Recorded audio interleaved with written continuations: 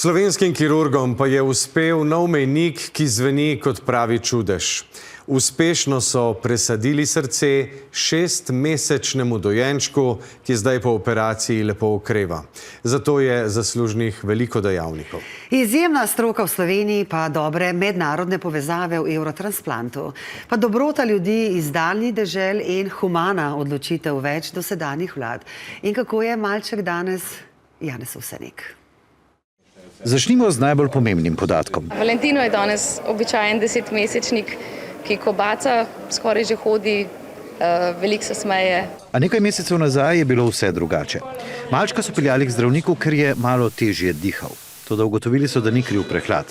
Imel je prirojeno bolezen, zaradi katere mu je odpovedovalo srce. Se je otrok približno po dobrem mesecu tako poslabšal, da je prišlo do končne odpovedi srca. 2 dni je živel le na podpori umetnega srca. Težko si je predstavljati, kaj svojci preživljajo takrat, a starša pravita, da o enem ni bilo dvoma.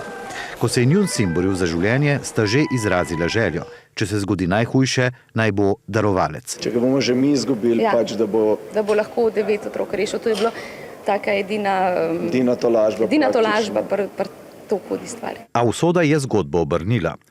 Preko Eurotransplanta so našli darovalca in imeli so le nekaj ur časa, da darovano srce usadijo otroku. Tukaj so letala, ki so izredno hitra, izjemnega pomena.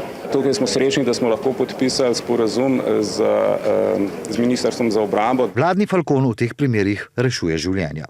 Ob 4 zjutraj se je začela operacija. Zelo velikih tako reče, ja, v Sloveniji smo, pa imamo mi sploh stroko, ja, mi imamo izjemne zdravnike, izjemne sestre. Ne glede na majhnost države, mi kot center opravimo izjemno veliko presaditev, recimo smo v zgornjih nekaj procentov svetovnih centrov. In tudi smo del Eurotransplanta. 2-milijonski Sloveniji bi zelo težko našli primernega darovalca. V Evropi pa ima bolnik 70-krat večjo možnost, da bo pravočasno dobil za sebe ustrezen organ. In tako sta znanje in dobrota rešila malega fantka. V bistvu je zdaj tole prvo leto ključno, da ga učuvamo, potem pa niti ni omejitev.